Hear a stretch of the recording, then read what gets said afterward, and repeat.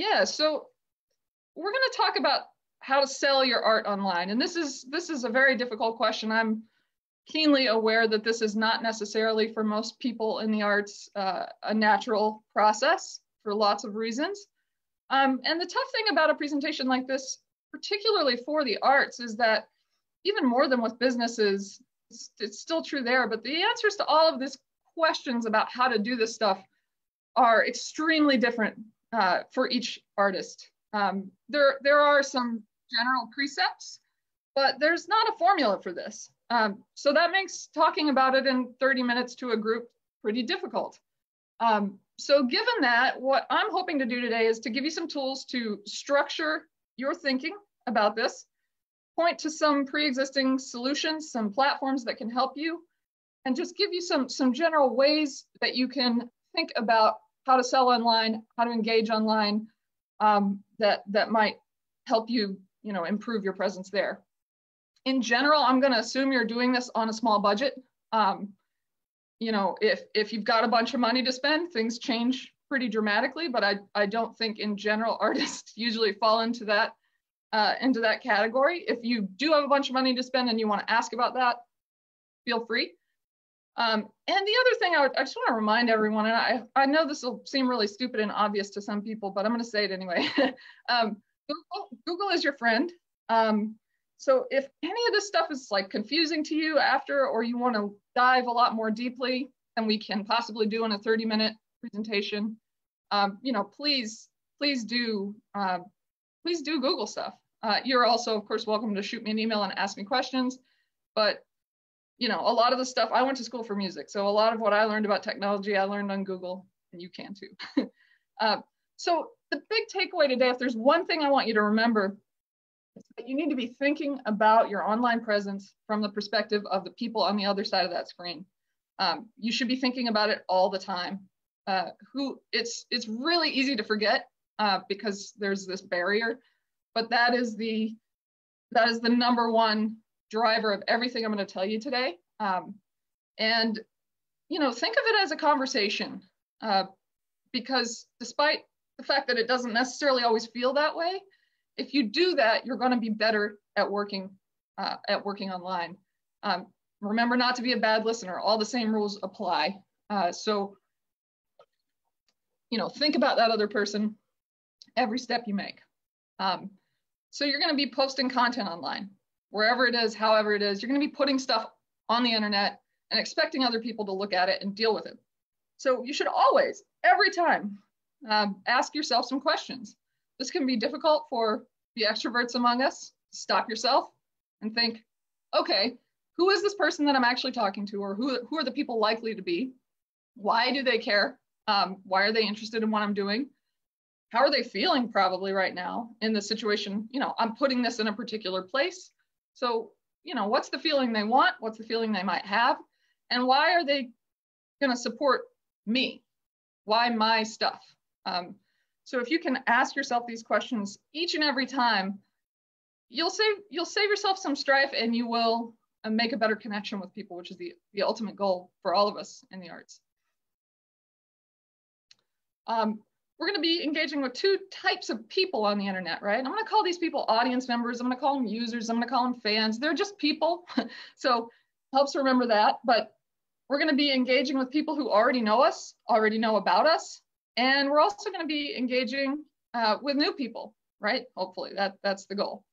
So this is just a little bit of an overview of how we think about audience, how we think about people online, how we think about others in general in terms of sharing and engaging and selling our artwork online. So any just preliminary questions? That's sort of just the general overview of what we're gonna go over. I'm gonna take a pause and see if there's anything that comes up. I don't know how chat works in this. There are no questions in the chat yet. Okay. Not much to question yet. Okay, good deal. So we'll go on to the second section. And this is a bit of an abstract concept, which thankfully artists are good at. It's user experience. So this is a whole field of study There are, people whose jobs are only in online user experience. That's all they do. They design Facebook so that you hit the like button and you keep scrolling forever. And they have a lot of tasks in order to do that. But the general question, how are people going to navigate our online work, our online presence, is probably the most important question to keep asking yourself. So I'm going to focus on this a lot. And again, we're going to get to some specifics on platforms, but these basic precepts are true for any platform, anywhere you're working online. And I'm coming at this today from the perspective of you as a person who are sharing your work with another set of people. Now, data and analytics are a whole other topic, and we're going to talk about that in my next webinar in a few weeks. But today, we're not going to really talk about data and how to use it to improve things. What we're going to talk about is how far you can get with a little bit of creative imagination and some empathy and thoughtfulness. And you can get really, really far with those things online. Again, it's about thinking about that human being, thinking about that conversation, thinking about that person trying to navigate your stuff, right? People want a simple, clear experience so they understand where they are. This is true whether they're in a mall, this is true whether they're going to an opera, and it's true online. So you need to put yourself in the shoes of the other person who you're talking to. Act like your art fan, act like the person who's interested in going online and buying your work. Just pretend you're not you and imagine trying to buy something for yourself, from yourself. Try to learn about you. See if it makes sense. It's a little difficult, but it can be done. And just the exercise of doing it, I guarantee you'll learn that there's something you can make better. Because it really is easy to forget when you're really immersed in your own stuff. It's a lot harder to when you have no idea what's going on in someone else's world. It's a lot harder to navigate that. So think like a user. It's not that hard to do in concept because you are a user of the web. So be sure you put that into play in your own work. So a few just really big mistakes that I see all the time. This is true for any kind of business online, which if you're trying to sell online, you are a business. This is a great example of a place where you can really do some Googling and do well for yourself because there's lots and lots of information out there about all of these. But these are I would say the biggest places where people lose sales, since we're focused on sales here. Not enough product information.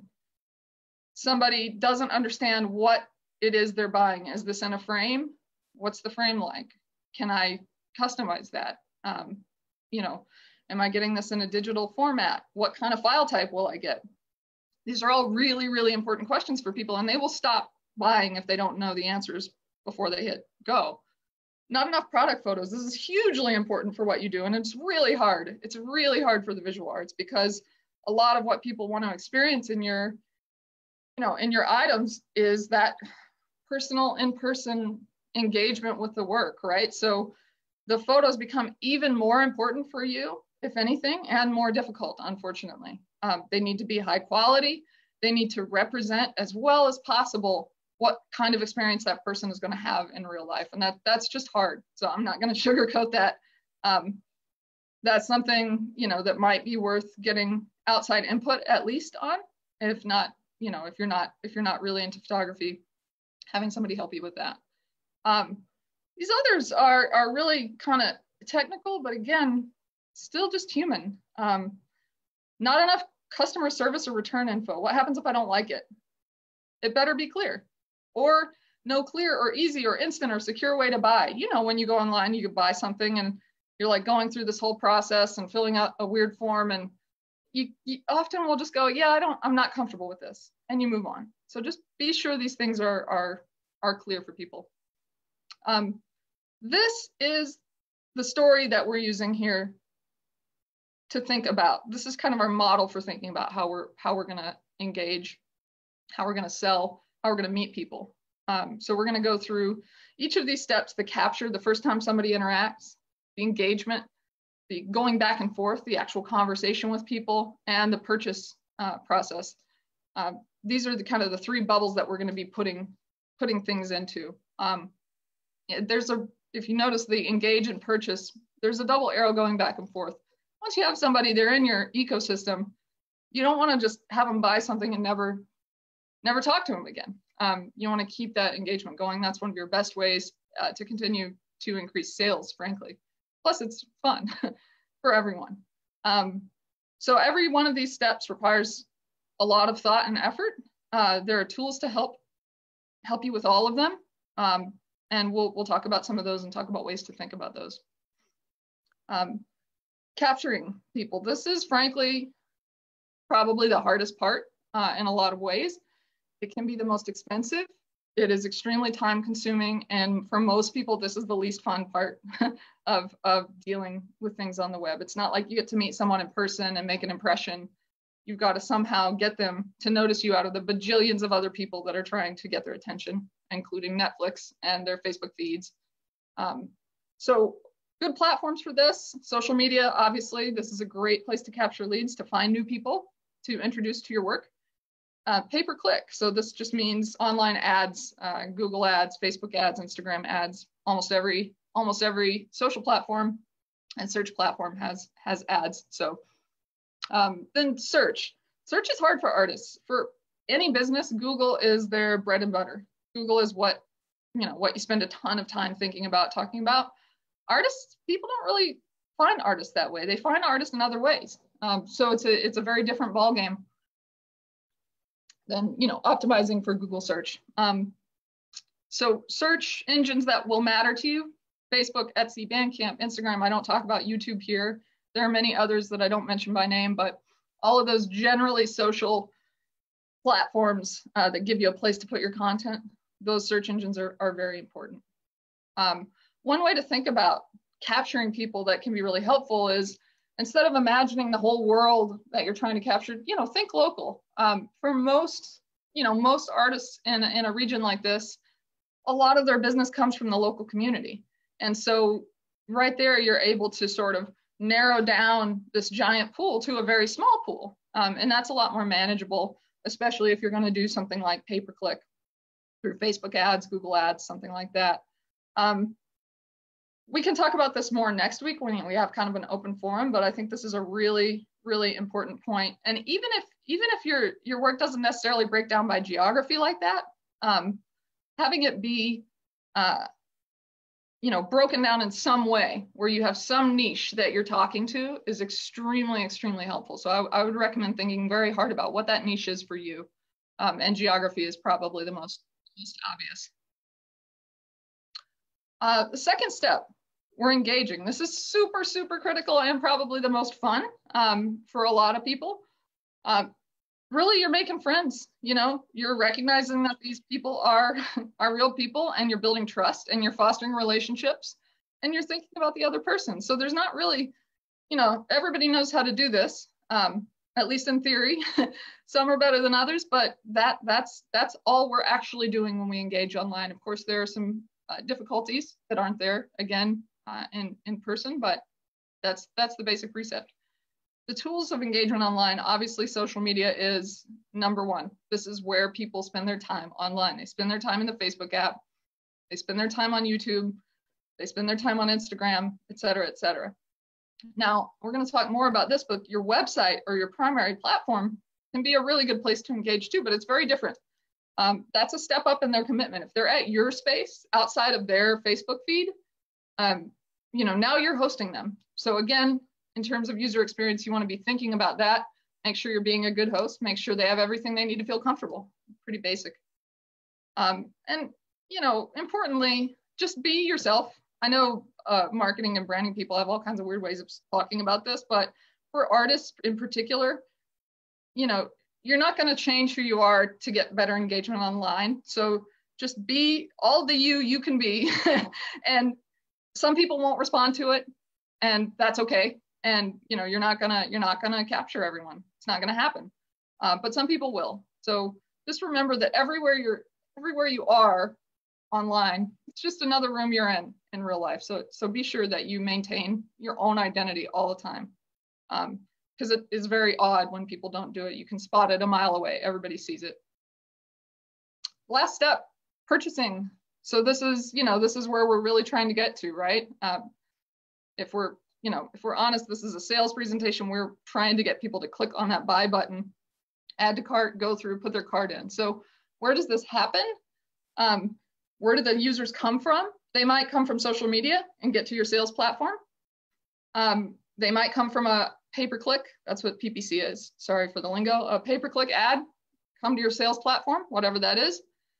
So, I'll harp on this. You have to just absolutely triple check, and not just once, you need to keep doing it, your user experience surrounding that user's purchase. So you need to go on your website or wherever it is you're selling your work online, and you need to do it. You need to go all the way through the process. If you have to make yourself a penny item so that you can buy it, whatever, you need to do it, because you will shock yourself.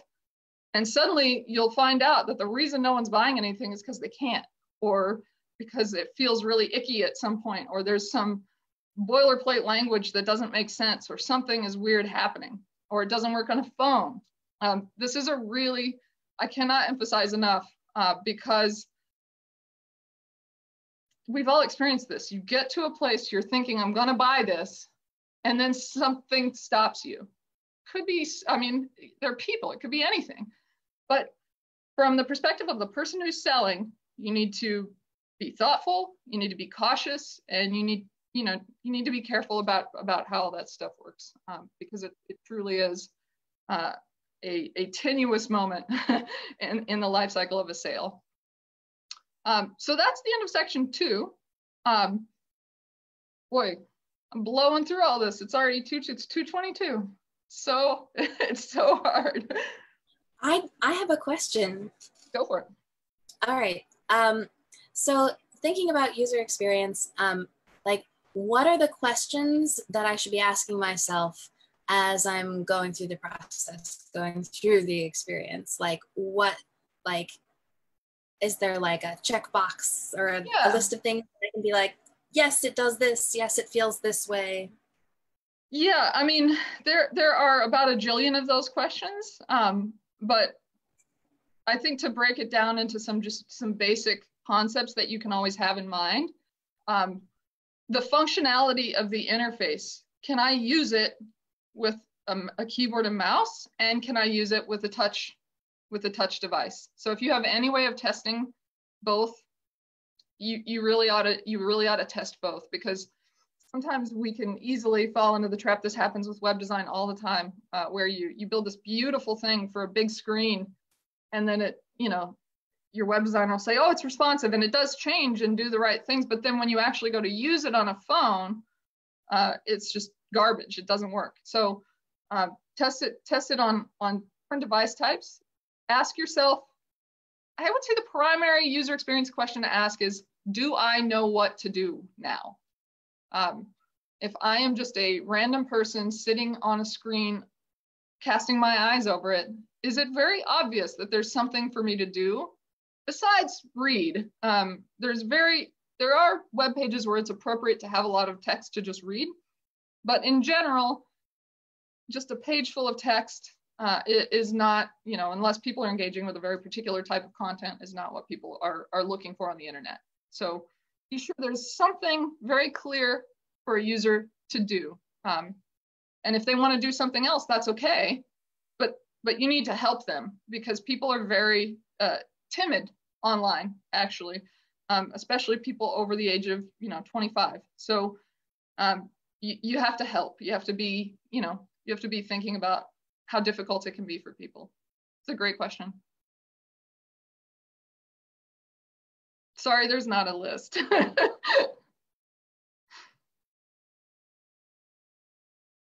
Okay, excellent. So I will move on to the third section. This is where we get a little bit more specific, about as specific as you can get in a half hour, covering online sales.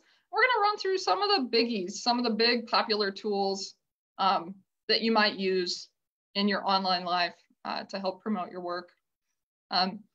Again, back to this engagement model. in general, and there are exceptions all over the place to this, but in general, you're going to be using social media as your capture and engage tools, and you're going to be using your website as your engage, level up, engage, and purchase tools. And we'll talk about some of the specifics there, but that's the general idea. When I talk about a primary platform, what I'm really talking about is, what is your hub? You know, where is it that you're sending your people? You always need to know what that is. And there aren't very many exceptions to the idea that having one is better. You don't want to just sort of spread yourself out online. You know, if you talk to somebody, they're a podcaster, they're a YouTuber, they're a blogger, they're a, you know, they have a Facebook presence. But for most people who have elevated to the level of an online business that's really engaging people, bringing in sales, typically their website is their primary platform. This is where you go if you're a person who wants to deepen their engagement with this person, this artist. And this is also where you as an artist are going to sell your stuff online. So when I say primary platform, that's what I'm talking about. So how do you choose the right one? You know, for some people, that platform may be Facebook. For some people, probably not generally for this type of art, but maybe it might be YouTube. Again, it might be your website. So you have to think about your goals and your resources and be realistic about both of those things before you pick, you know, where am I going to send my people? If your goals are really sales, like if you're really just, you know, I want to sell my paintings, I want to sell my photography, you really have two options. Probably the best in most cases is your own website. This can be anywhere from very cheap to very, very, very expensive. Or a hosted e-commerce platform. And again, we'll talk some more about the specifics of those momentarily. And this is generally not too expensive to use, and a little simpler.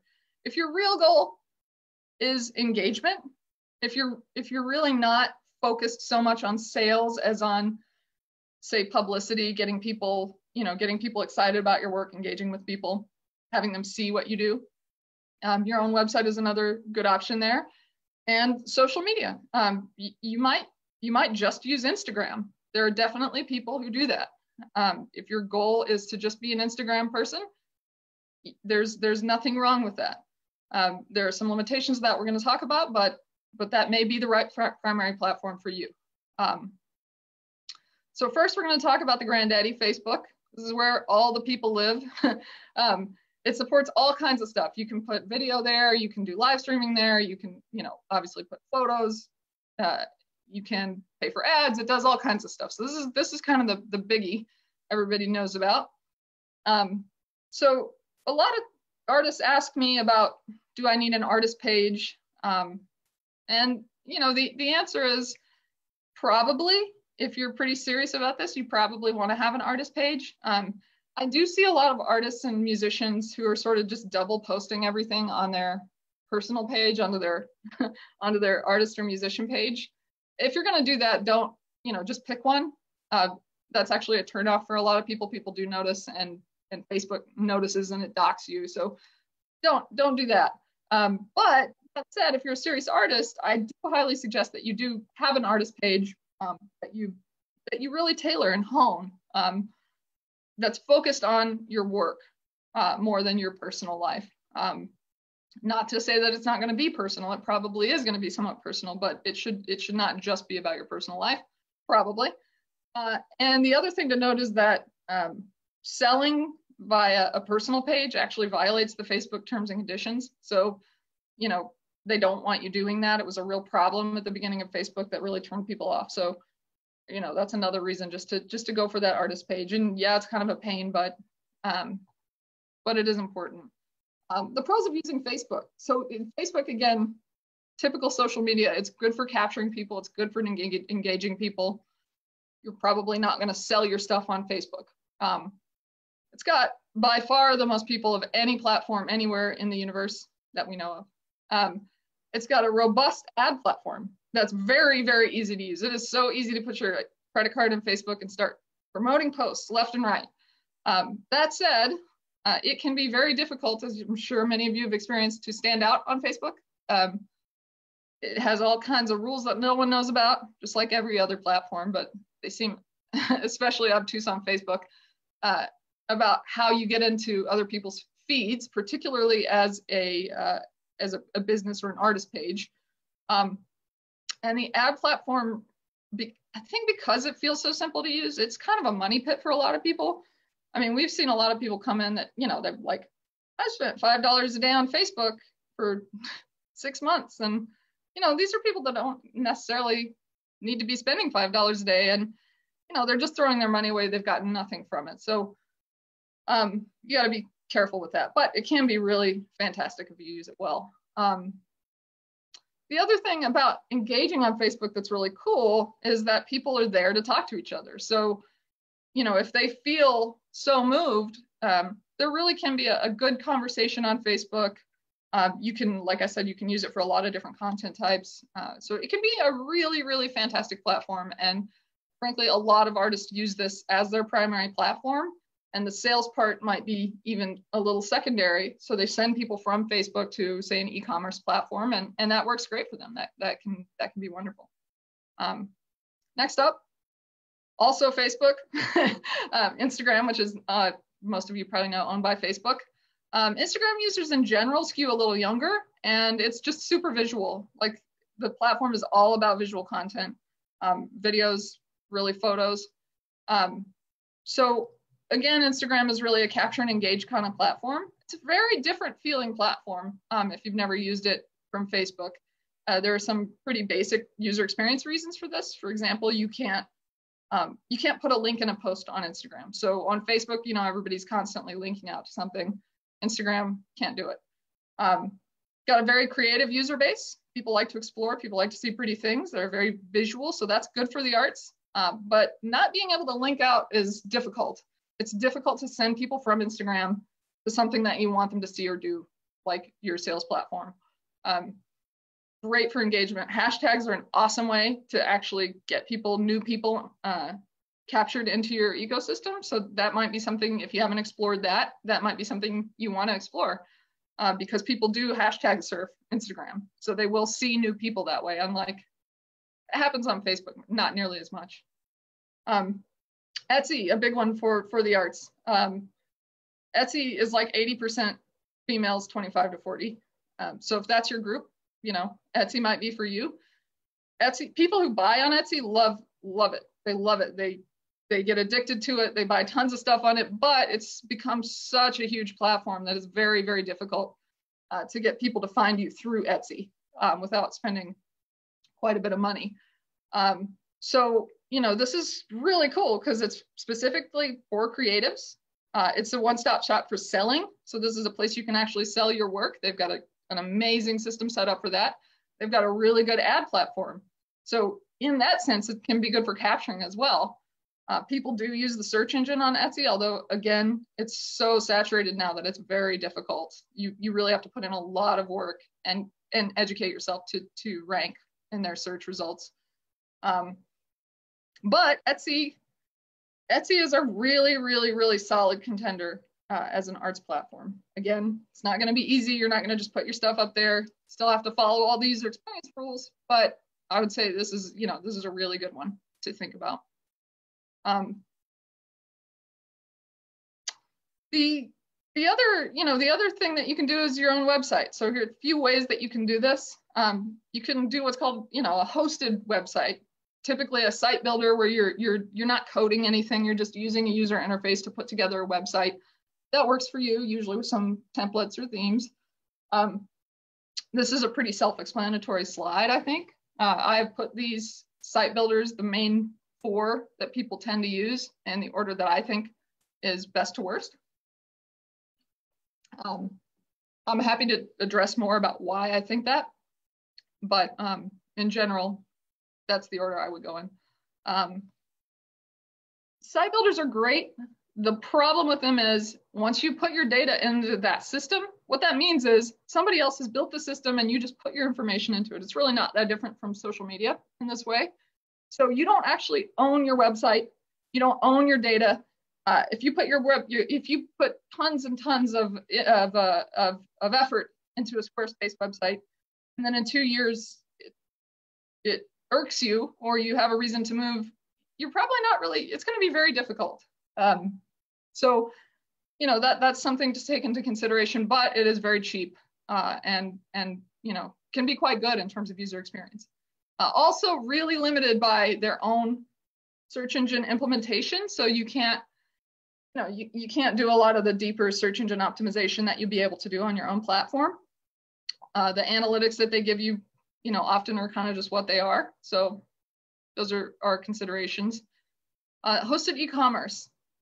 All of those site builders will have an e-commerce solution, so you could sell directly through those, or you could just go with a pure e-commerce site. So Shopify and BigCommerce being the two biggest, both very, very good.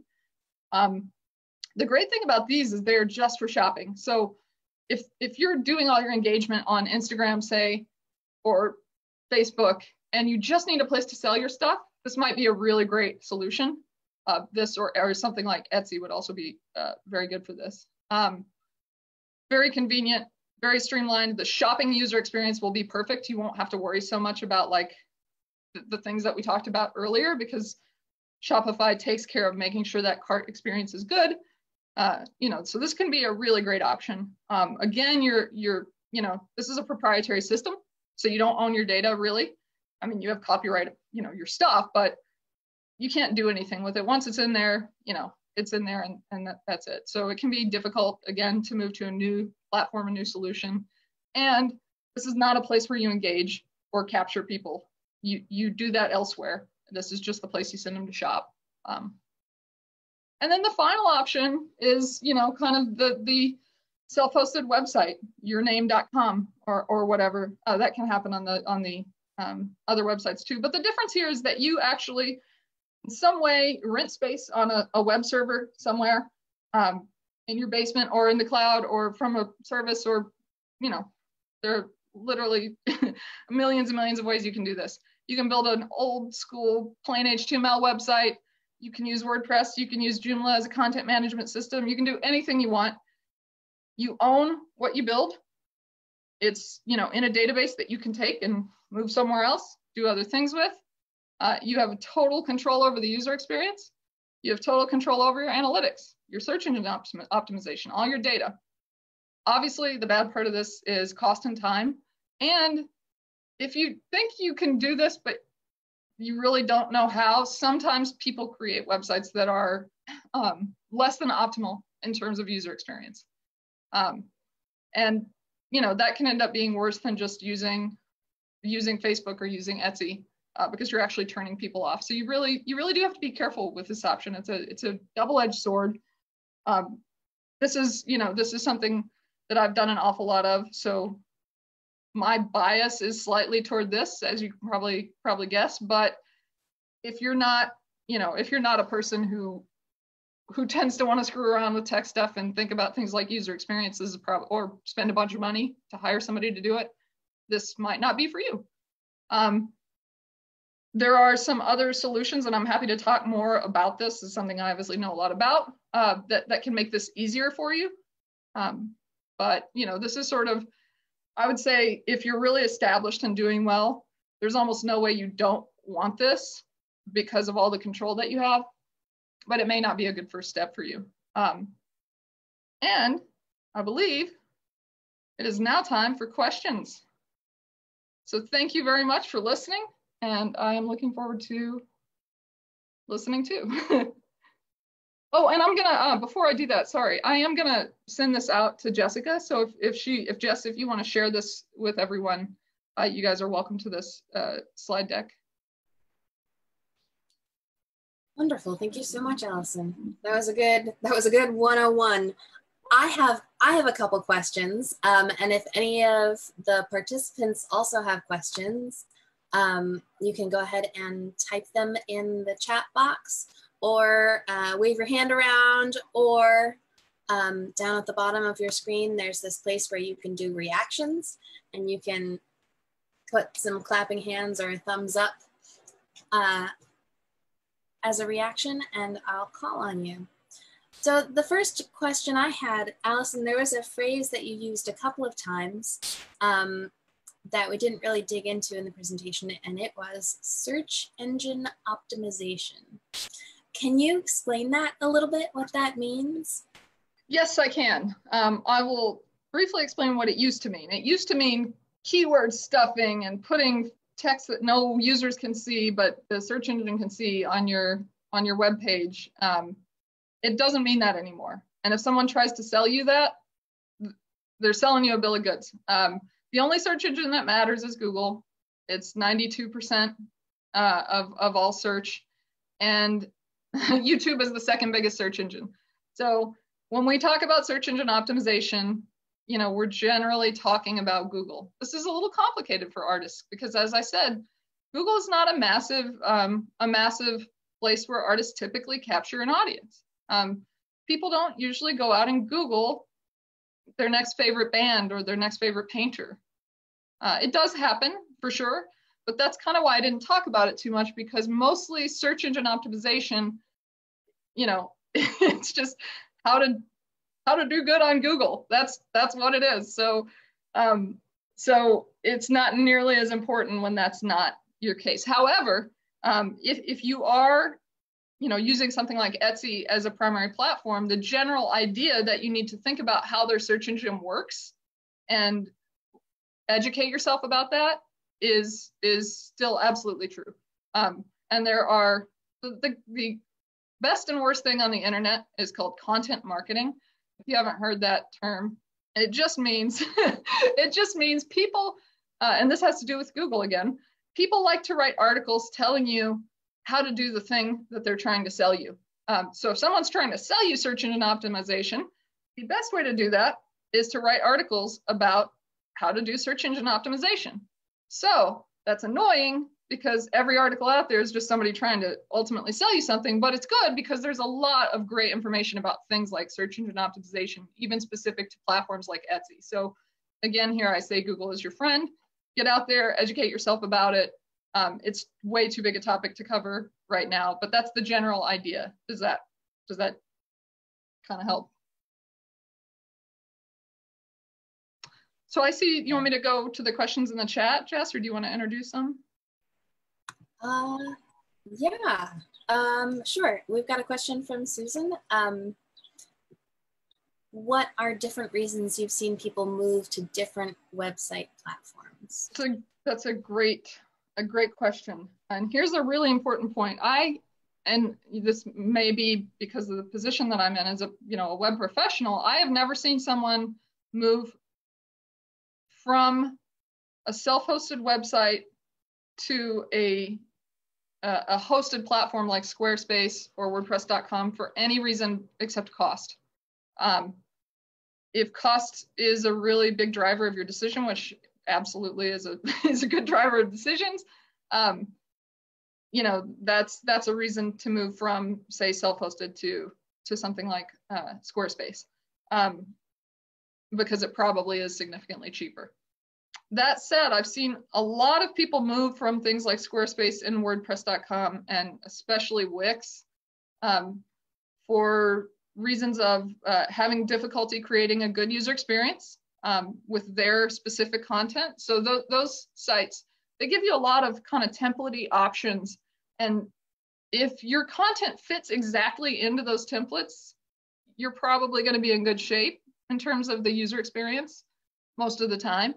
If it doesn't, if you need something a little different and you have to sort of monkey with it to try to get it to be what you want, you're probably not going to have a very great place for users to come and explore. It's probably going to be difficult for them. So that's been a big driver. We've also recently had a business go from Squarespace. They're a local creative business actually in Brattleboro, and they were using Squarespace, and they were very frustrated for two reasons. One, their search engine optimization was not, they couldn't get the search engine results they knew they should be getting. In places where they should be ranking very high, they weren't, and that was due to Squarespace, and they had no control over it. And the other part of it was speed. Their site speed was extremely low, probably one of the main factors that was killing them with Google. Google likes fast sites, so Squarespace was just, their Squarespace site was just slow, and Squarespace wasn't helping them, and there was nothing they could do about it because it just was what it was. So those are I'd say some of the primary reasons people move around from different website platforms. In terms of social media, you know, I think people really move to find the fit for them. You know, what fits their style of communicating, who has the audience that's going to resonate. You know, Facebook it doesn't have nearly as many young users as it used to. And so if your demographic skews really young, Facebook might not be the place for you. You know, you might go to somewhere like TikTok. If you're doing something that's really craftsy, for example, you know, Etsy might be a good place for you. Lots of other platforms. Someone mentioned Pinterest as well. That's something I didn't talk about, but that's a really, really good option for some folks. Again, social platforms really is about what resonates with you. Allison, I have another question. Yes. Do you have an example of a website that has a really good user experience that you could share with us? Something that fits all those check marks of sure. Is responsive to different devices, you know what you need to do next. It feels comfortable and safe, and they hold your hand in the process. Yeah, no, that's a good question. So I will go to one. I'll go to one that's actually, it's a site that we built for a composer fairly recently. And I'm going to show you this one because it's not a super expensive website. But, you know, he was able to hire us to do it and think through that user experience. And it's just, I think, a very clear user experience. So I'll share my screen, share this.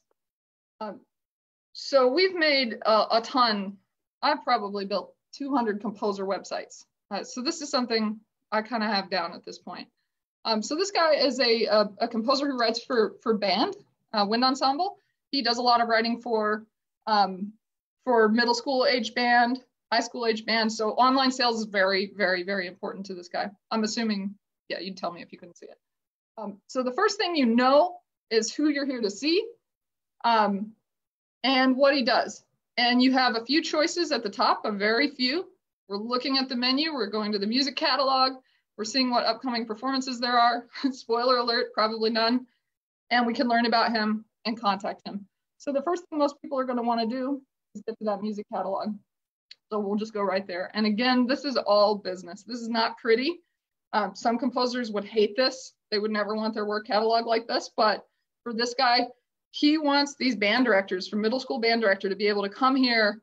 And again, this is about who is this user? His user is not someone looking for a flowery experience. His user is a band director who needs to find that piece so that their kid can go, you know, their band can go to the local area-wide competition and win it. That's what they want. So we can sort these by genre. We can say, oh, we want to only look at stuff for wind ensemble and concert band. We want to only look at intermediate level pieces. And we cannot play anything for our concert that's longer than 9 minutes. Here we go. Here's our list of works now. All right, bam.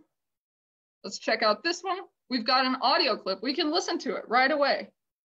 Going to be really important for a band director, right? They either want to be able to see the score, which they can do. Right here, he's got a score for them to view. We can look at that. Also very important for that user. We can see how long it is. We can see the level it is. We can see when it was made. We can read the program notes. We can see where it's been performed. This is very important for these types of people. And we can buy the score right away. Add it to the cart. Bam. We're going to go to the cart and we're going to complete our purchase. So I would say this is an example, you know, of a very streamlined, very user-centric website that takes an artistic product and makes it available in all the ways people really want to see it and experience it online.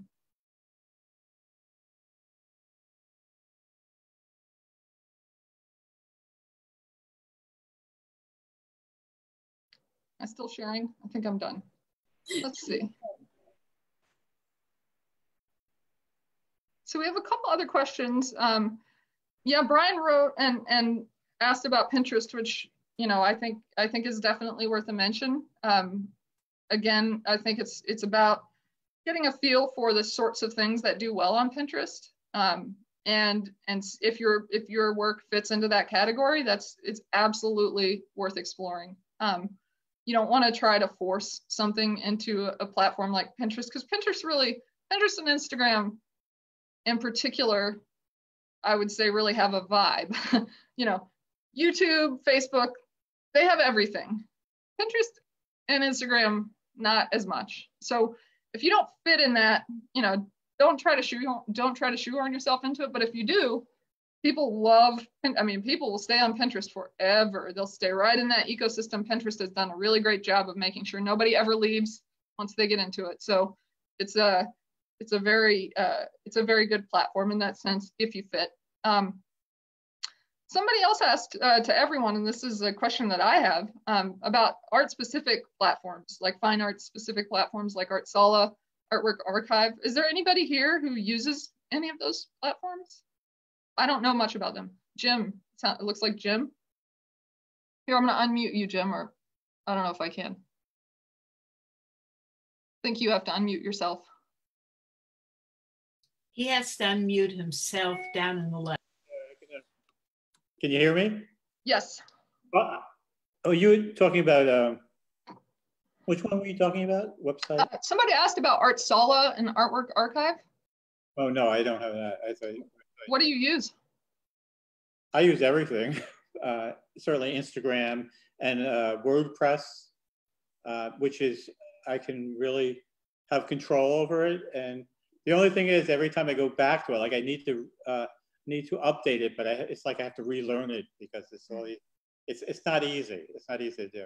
But once you get it, it's just like anything else. You just and then also I do music, and I do all the Spotify and everything, every site there is out there in the world. And yeah, they're only so much helpful because it's all related to who finds you and promotes you, and how do you promote yourself? And then with Spotify, you don't make any money anyway, so. No, and it's difficult. Music is in a really rough place in particular right now, for sure.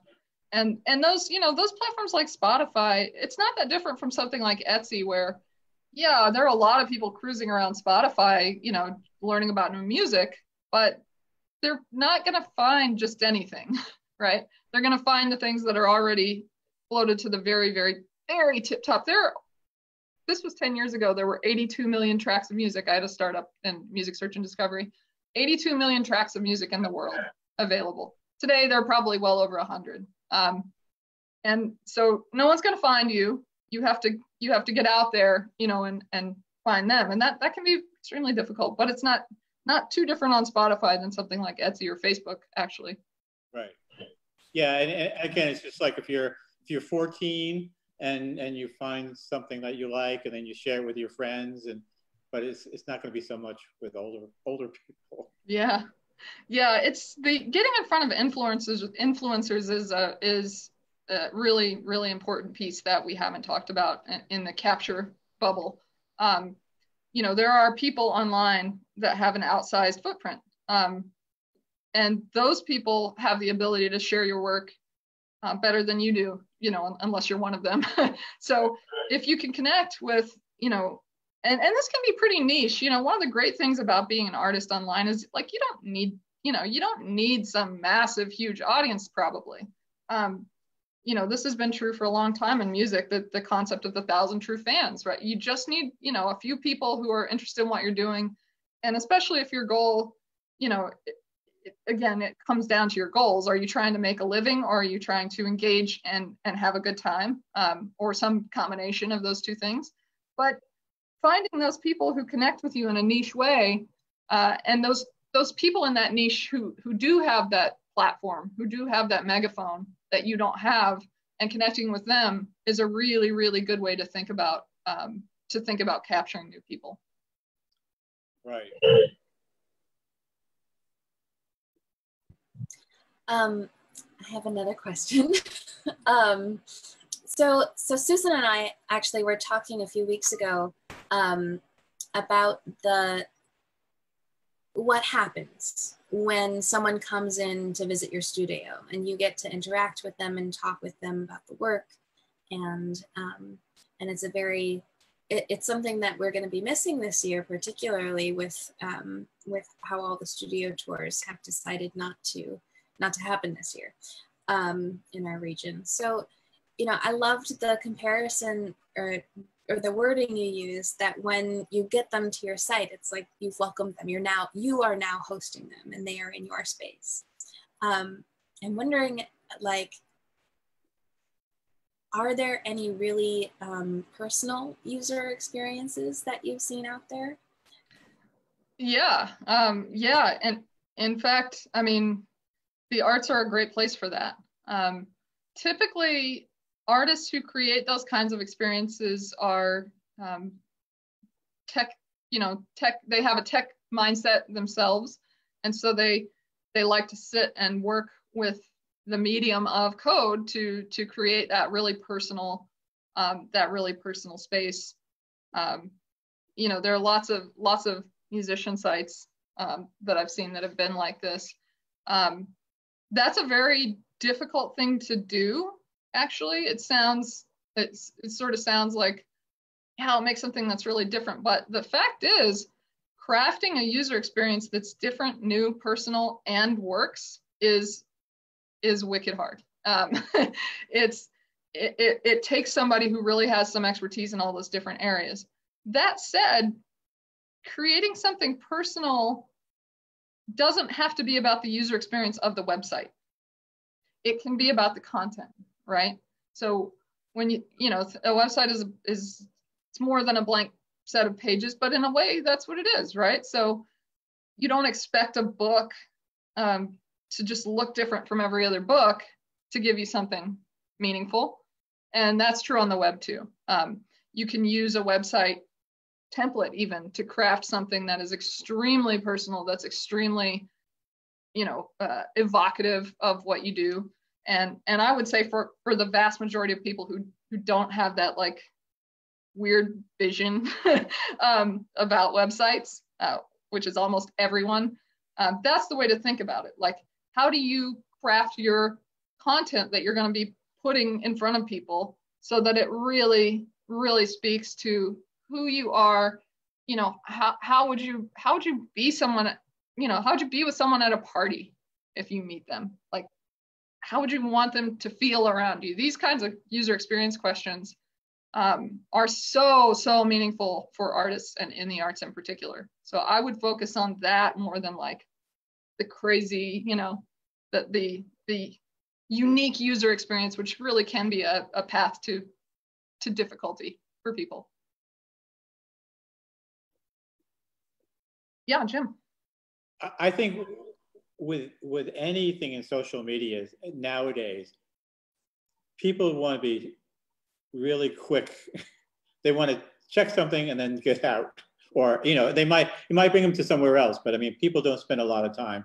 The more you can engage them right off with something that they can relate to and something emotional, or that makes a huge difference. Mm-hmm. That's not easy. If you have a song that you want, people are less apt to have that. Listen to a song. If you say, I'm creating, you just make a little statement, they'll like, hey, yeah. But anyway, that's just the nature of the beast right now. Well, I will say that one thing to note on that front, that's a really good point, is that video content has turned out to be just by far and away the best way to engage people online, for quite a few reasons. But if you look at the Facebook statistics for posts that create the most engagement, video posts are first, and then photo posts are second. But video posts have like 5 or 6 times the engagement levels that photo posts do. So, if you can make a video, people will often click on it. They're curious. They want to see something move. Like they want to see what you are. They want to see who you are. So they'll click on it. And if it feels real to them, if it feels like something, something that, if it feels good to them, they'll keep watching it. So, I would say if that's something that you have a bent toward, having a video front and center on your website can be really, really awesome. Or, sharing video posts on Facebook, things like that. I feel like that's the perfect segue into thinking about what we're going to think about next week. Yes, totally. So next week, we're going to do a session, which is going to be a inspired brainstorming session on different ways that we can use technology to engage audiences in coming to our websites or our sales platforms to purchase work, particularly, as well as just engaging them generally in our work. So it'll be much more interactive and much more open for discussion and ideas and digging into ideas. And we'll have Allison there with her expertise to talk about a bit of it and give responses and feedback, and also share some ideas as well. So as you stew on what you've learned this week, we're going to definitely ask you to come with thoughts to share for our next workshop. Does anyone have any last questions before we let Allison go? Thank you so much, everyone. This has been educational and fun, both, so that's a win. And I really do hope you all feel free, if you have something specific to you that you're doing, feel free to just shoot me an email. I'm happy to, to chat with you about it. And yeah, I hope someday to meet all of you in person. And before, just so you know, I'm gonna take us off live and stop recording, but I will hold space if anyone would like to continue conversations. I would like to thank the New Hampshire State Council on the Arts, the New Hampshire Charitable Foundation, CNS Wholesale Grocers, who all make these workshops possible, and as well as the Hannah Grimes Center, who is a great partner in supporting entrepreneurs in the Monadnock region. So with that, I'm going to say goodbye to the live Facebook audience.